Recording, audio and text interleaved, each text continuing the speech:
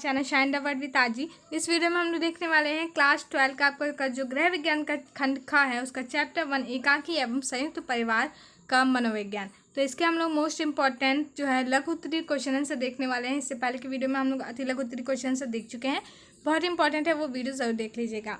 तो चलिए स्टार्ट करते हैं। तो यहाँ पे जो हम लोग का फर्स्ट क्वेश्चन है वो है परिवार की 4 विशेषताएं बताइए। जो परिवार होता है हमें उनकी 4 विशेषताएं बतानी है जो कि प्रमुख होती हैं। ये आप अपने आप से भी लिख सकते हैं, लेकिन यहाँ पे हम लोग कोई 4 मेन इंपॉर्टेंट परिभाषाएं देखेंगे, वो जो है विशेषताएं देखेंगे। तो चलिए स्टार्ट करते हैं। तो मैकाइवर एवं पेस ने परिवार की निम्न की 4 विशेषताएं बताई हैं। तो ये किसके द्वारा दी गई हैं? मैकाइवर और पेस के द्वारा, ठीक है। तो जो पहली है वो है सार्वभौमिकता। परिवार की उपस्थिति सार्वभौमिक होती है, अतः शहर हो या नगर हो, यहाँ पे नगर होना चाहिए था, शहर हो या नगर हो या सभी जगह उपस्थित होता है और प्रत्येक व्यक्ति किसी न किसी परिवार का सदस्य होता है। मतलब कि जो परिवार होता है उसकी एक मूलभूत विशेषता क्या है कि चाहे कोई भी व्यक्ति हो, चाहे कहीं से भी हो, वो किसी न किसी परिवार का सदस्य अवश्य होता है। सेकेंड पॉइंट है सीमित और बड़ा आकार परिवार। सीमित आकार या बड़े परिवार का भी हो सकता है, अर्थात परिवार में परिवार में 2 सदस्य भी हो सकते हैं और 3 या 3 से अधिक पीढ़ियों के भी सदस्य हो सकते हैं। मतलब कि 2 पीढ़ियों के सदस्य भी हो सकते हैं और या फिर 3 या 3 से अधिक पीढ़ियों के भी सदस्य हो सकते हैं। मतलब 2 पीढ़ियों के सदस्य क्या है? मतलब कि मम्मी पापा और उनके बच्चे। तो ये जो होता है ये एकाकी परिवार होता है। और 3 पीढ़ी क्या हो गया? दादा बाबा हो गया, उनके जो बच्चे हो गए, मतलब कि मम्मी पापा हो गया, उसके बाद जो आप हो गए। तो ये 3 पीढ़ियाँ हो गई। इसी टाइप से इससे ज़्यादा भी हो सकते हैं। तो ये 2 परिवार टाइप के परिवार होते हैं। उसके बाद है भावात्मक आधार। परिवार के सदस्य परस्पर भावात्मक संबंधों से बंधे होते हैं। परिवार में प्रेम, त्याग, सहयोग, दया और बलिदान की भावना विद्यमान रहती है। 4th पॉइंट है सदस्यों का उत्तरदायित्व। तो प्रत्येक परिवार अपने अपने सदस्यों से कुछ उत्तरदायित्व निभाने की अपेक्षा रखता है। संकट के समय प्रत्येक सदस्य परिवार के लिए बड़े से बड़ा त्याग करने को तत्पर रहता है। तो ये थे most important point. I hope आप लोगों को समझ में आया होगा। सेकंड क्वेश्चन है एकाकी परिवार के क्या लाभ हैं। पिछली वीडियो में हमने देखा था कि एकाकी परिवार या संयुक्त परिवार होता क्या है। इसमें हम लोग देखने वाले हैं कि एकाकी परिवार के लाभ क्या है। मतलब कि जिनका परिवार एकाकी होता है, मतलब कि 2 पीढ़ियों का परिवार होता है, तो उसके क्या लाभ है। तो सामान्य रूप से एकाकी परिवार में केवल 2 पीढ़ियों के सदस्य पाए जाते हैं, अर्थात पति पत्नी एवं उनके अविवाहित बच्चे ही एकाकी परिवार का निर्माण करते हैं। एकाकी परिवार के लाभ। एकाकी परिवार के साथ या विशेषताएं निम्नलिखित हैं। वो कौन कौन सी हैं? तो चलिए देख लेते हैं। जो पहला है हमारा वो है पति पत्नी संयुक्त रूप से परिवार का संचालन करते हैं। इसमें पति पत्नी को अपनी गृहस्थी को संचालित करने की पूर्ण स्वतंत्रता रहती है। मतलब कि क्या, जो पति पत्नी होती है वही वहाँ पे जो है प्रमुख होते हैं, मुखिया होते हैं उस घर के, और तो उन्हें जो अपनी गृहस्थी का संचालित करने की पूर्ण स्वतंत्रता होती है। वहाँ पे उनके जो उनके दादी पापा होते हैं, आप लोगों की जो उनकी जो 3rd पीढ़ी के, तो उनका कोई हस्तक्षेप नहीं होता है। उसके बाद सेकंड पॉइंट है सभी प्रकार के रिश्तेदारों व संबंधियों को एकाकी परिवार के प्रति सहानुभूति का व्यवहार रहता है। संबंधियों के साथ प्रेमपूर्ण संबंध होते हैं। एकाकी परिवार में पति पत्नी अपनी संतान को समुचित शिक्षा प्रबंध करते हैं तथा उनके उज्जवल भविष्य हेतु सदैव प्रयासरत रहते हैं, अतः बच्चों के व्यक्तित्व का संपूर्ण विकास होता है। 4th पॉइंट है एकाकी परिवार में स्त्रियों की स्थिति मजबूत होती है। एक स्त्री होने के कारण कोई भी एकाकी परिवार में इसकी अवहेलना नहीं कर सकता। पति द्वारा पेक सहायता करना भी आवश्यक होता है। ये बहुत ही ज़्यादा इसमें मिसप्रिंट हो रहा है, पर कोई बात नहीं, आप लोग समझ सकते हैं। एकाकी परिवार में पारिवारिक गोपनीयता बनी रहती है। एकाकी परिवार में प्रत्येक व्यक्ति के व्यक्तित्व का विकास सही प्रकार से होता है। परिवार का आकार छोटा होने के कारण शोषण व फतह का पूर्णतः अभाव रहता है। मतलब कि जब 2 ही लोग हैं उस घर में, हस्बैंड वाइफ और उनके बच्चे, तो शोषण कौन करेगा या फिर कोई अत्याचार कौन करेगा। तो इससे ये सही रहता है। एकाकी परिवार का प्रत्येक सदस्य अपने अपने कार्य का पूर्ण उत्तरदायित्व का अनुसार करते हैं, जिससे आलस्य और कमजोरी की भावना विकसित नहीं होती है। तो ये सब एकाकी परिवार के कुछ प्रमुख लाभ होते हैं जिसकी वजह से एकाकी परिवार समय ज़्यादा देखने को मिलते हैं। उसके बाद है कि एकाकी परिवार में कौन कौन सी व्यवहारिक कठिनाइयाँ उपस्थित होती हैं। मतलब कि कुछ लाभ होते हैं, कुछ हानि होती है। हानि क्या होती है चलिए देखते हैं। नन्हे शिष्यों की समस्या ज़्यादातर एकाकी परिवार में होते हैं। जैसे कि जब किसी पति पत्नी के जैसे दोनों ही नौकरी करते हैं और उनका जो कोई एक बच्चा है तो वो अब किसी छोड़ के जाएगा। जो दादा बाबा होते हैं, दादी बाबा होते हैं, तो उनके साथ छोड़ दिया जाता है। लेकिन फिर आगे जो अकेले परिवार में रहते हैं तो फिर उन बच्चों की परेशानी हो जाती है। उसके बाद है हमारा कार्य क्षमता में कमी। एकाकी परिवार के सदस्यों की शाखा कम होती है। यदि पत्नी नौकरी करती है तो घर का सारा कार्य भी करना पड़ता है, अर्थात कार्य क्षमता में कमी आ जाती है। तो ये एक प्रॉब्लम हो जाती है। उसके बाद बहुत सारी ऐसी प्रॉब्लम होती है जो कि आप पढ़ सकते हैं, आराम से लिख सकते हैं। ये ज़्यादा इंपॉर्टेंट नहीं है, लेकिन हम लोग ऐसे ही बेसिक का जो चैप्टर में दिया गया है तो हम लोग को पढ़ना सब कुछ पड़ेगा, इसीलिए हम लोग कुछ स्किप नहीं कर रहे हैं। और जो आपको ईजी लगता हो वो आप एक बार पढ़िए, जो ईजी नहीं लगता है, जो आपको हल्का डिफिकल्ट लग रहा है उसे 2-3 बार पढ़िए, आपको सारा क्लियर हो जाएगा। उसके बाद क्वेश्चन है हमारा, संयुक्त परिवार के विघटन के 2 प्रमुख कार्य लिखिए। जो संयुक्त परिवार होता है उसका विघटन मतलब कि उनका अलग होने का जो प्रमुख कार्य है वो क्या है। तो देखो, स्त्रियों की आंतरिक कला, संयुक्त परिवार में स्त्रियों की क्या है, स्त्रियों की आंतरिक कला, मतलब कि जैसे कि संयुक्त परिवार है तो क्या होता है, बड़े भाई की वाइफ होती है, छोटे भाई की वाइफ होती है, तो कभी कभी उनमें बीच में लड़ाई हो जाती है या फिर सास बहू में लड़ाई हो जाती है, तो इससे जो होता है, जो परिवार होता है वो विघटित हो जाता है। दूसरा है व्यावसायिक विजातीयता।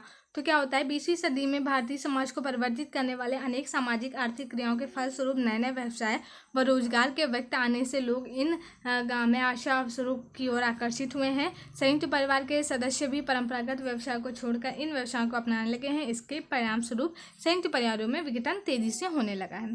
तो ये कुछ कारण थे। उसके बाद नेक्स्ट क्वेश्चन है, आधुनिक युग में संयुक्त परिवार लुप्त होता जा रहा है, इस कथन की पुष्टि कीजिए।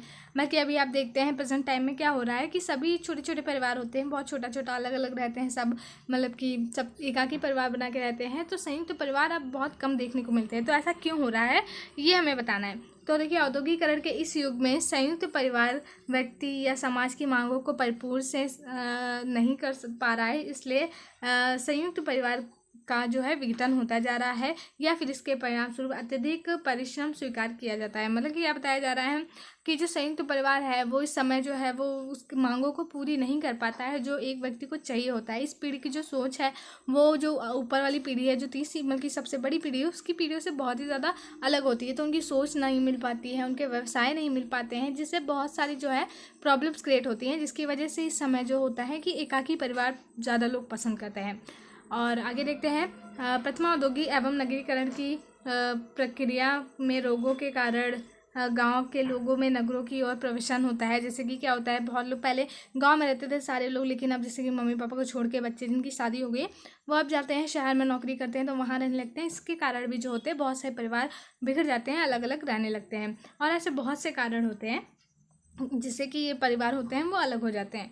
उसके बाद नेक्स्ट क्वेश्चन आ जाता है हमारा, संयुक्त परिवार के अस्तित्व को बचाने के सुझाव लिखिए। मतलब कि जो संयुक्त परिवार है अगर जो हमें उसे कायम रखना है तो हम क्या क्या उपाय कर सकते हैं। तो जो पहला उपाय है वो है, संयुक्त परिवार में सभी स्त्रियों को विशेष रूप से पुत्र वधुओं को समुचित सम्मान दिया जाना चाहिए। तो ये एक बहुत ही इंपॉर्टेंट है कि अगर जो आप वहाँ पे अपनी बहू को अच्छे से रखते हैं तो फिर जो है परिवार टूटने के चांसेस कम होते हैं।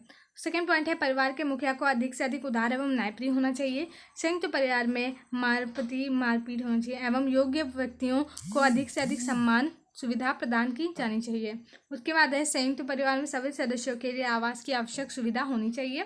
और संयुक्त परिवार में प्रत्येक सदस्य को अपने कर्तव्य एवं अन्य सदस्यों के उपकारों के प्रति जागरूक होना चाहिए। उसके बाद नेक्स्ट क्वेश्चन आ जाता है हमारा, एकाकी परिवार के संबंधों के मनोविज्ञान पर संक्षेप में प्रकाश डालिए। जो एकाकी परिवार होता है इसके संबंध क्या होते हैं। तो सबसे पहले हमारे बच्चे क्या होते हैं, बच्चों का मनोविज्ञान संबंध। एकाकी परिवार में बच्चे अपनी मनोवैज्ञानिक आवश्यकताएं जैसे स्नेह, ममता, सुरक्षा आदि की पूर्ति हेतु पूर्णतः माता पिता पर निर्भर होते हैं। माता पिता को व्यस्तता अथवा अन्य किसी कारण इन आवश्यकताओं की पूर्ति न होने से बच्चों के व्यक्तिगत तथा उचित विकास नहीं हो पाता है। तो क्या होता है, जो बच्चे होते हैं उन्हें खेलना होता है, छोटे पर बातें करनी होती हैं, और बहुत सारी ऐसी चीज़ें होती हैं जो कि बच्चों को चाहिए होती हैं। लेकिन अगर जो एकाकी परिवार में रहते हैं और उनके मम्मी पापा दोनों ही नौकरी करते हैं तो वो अपने बच्चे को सही टाइम नहीं दे पाते हैं, अच्छा टाइम नहीं उनके साथ स्पेंड कर पाते हैं, जिसकी वजह से जो बच्चे होते हैं उनका जो है व्यक्तित्व का अच्छे से विकास नहीं हो पाता है, वो अंदर ही अंदर बहुत ज़्यादा परेशान हो जाते हैं अकेले में, तो ये प्रॉब्लम हो जाती है। उसके बाद है पति। तो इसमें क्या होता है, पति का मनोवैज्ञानिक संबंध। इसमें क्या होता है, एकाकी परिवार में पति पत्नी की भूमिका गाड़ी 2 पहियों के समान होती है, अतः जीवन के सुचारू रूप से चलाने के लिए इनमें परस्पर सामंजस्य एवं संतुलन स्थापित होना अति आवश्यक है। किसी एक के भी सर्वोच्चता का भाव परिवार को विघटित करने की क्षमता रखता है। आवश्यक है कि पति पत्नी को परस्पर विश्वास हो, दोनों एक दूसरे की सुरक्षा एवं प्रतिष्ठा प्रति संवेदन हो, और दोनों एक दूसरे को भूमिका को महत्व को समझे। तो क्या बताया जा रहा है कि इसमें क्या होना चाहिए, जो पति पत्नी का संबंध होना चाहिए एकाकी परिवार में बहुत ही अच्छा होना चाहिए, क्योंकि अगर जो ऐसा नहीं होता है तो फिर प्रॉब्लम हो जाती है, उनका जो परिवार होता है वो क्या हो जाता है, वो विघटित हो जाता है। तो आई होप आप लोगों को समझ में आ रहा होगा। उसके बाद है हमारा माता। इसमें क्या होता है, पिता और पुत्री का मतलब मनोविज्ञान, पिता और पुत्री का मनोविज्ञान इसमें है हेडिंग। तो इसमें क्या होता है, संबंध बाल्यावस्था का तक संतान माता के संरक्षण से अधिक रहती है, किंतु इसके पश्चात की अवस्था में पुत्र पिता के मार्गदर्शन की में अवश्य को सुरक्षित महसूस करता है। पिता भी पुत्र को अपना सहयोगी मानते हैं एवं उसके भावी जीवन को निर्देशित करते हैं। दूसरी ओर पुत्रियां माता के नगपद होती हैं एवं माता के साथ कई कोमल व ममतापूर्ण संबंध विकसित करती हैं। बल्कि क्या बताया जा रहा है कि जब बच्चे छोटे होते हैं तो उनको मम्मी पापा दोनों की आवश्यकता होती है, लेकिन जैसे जैसे बड़े होने लगते हैं तो जो पुत्र होते हैं वो पिता से ज़्यादा अट्रैक्ट रहते हैं, ऐसा इसमें बताया गया। और जो लड़कियाँ होती हैं वो अपनी मम्मी से ज़्यादा अट्रैक्ट रहती है, सारी बातें उनसे बताती हैं। तो ये सारा कुछ है। उसके बाद है हमारा नेक्स्ट क्वेश्चन, संयुक्त एवं एकाकी परिवार में अंतर स्पष्ट कीजिए। बहुत ही इंपॉर्टेंट क्वेश्चन है, ये आपका प्रीवियस ईयर में पूछा गया है। तो यहाँ पे हम लोगों ने इस टाइप से लिखा है, जब भी अंतर आपको लिखना हो तो ऐसे ब्लॉक बना के लिखेगा, एक साइड जिसका अंतर लिखना हो उनको एक साइड और एक साइड करके लिखेगा। तो यहाँ पे हम लोगों ने लिखा है संयुक्त परिवार, दूसरा है हमारा एकाकी परिवार। जो पहला पॉइंट है वो है संयुक्त परिवार में 3 या 3 से अधिक पीढ़ियों में स्त्री पुरुष अपने विवाहित एवं अविवाहित बच्चों सहित रहते हैं, जबकि एकाकी परिवार में क्या होता है, इसमें सिर्फ 2 पीढ़ियाँ रहती हैं, पति पत्नी और उनके अविवाहित बच्चे। और उसके बाद सेकंड पॉइंट क्या है, संयुक्त परिवार समष्टिवादी विचारधारा पर आधारित होता है, और जो एकाकी परिवार होता है कि स्थापना किसके आधार पर होती है, व्यक्तिवाद के आधार पर होती है। थर्ड पॉइंट है संयुक्त परिवारों में कर्ता का मुखिया जो होता है वो प्रधानता होती है, जबकि सामान्य परिवार में सबसे बड़े पुरुष सदस्य होते हैं।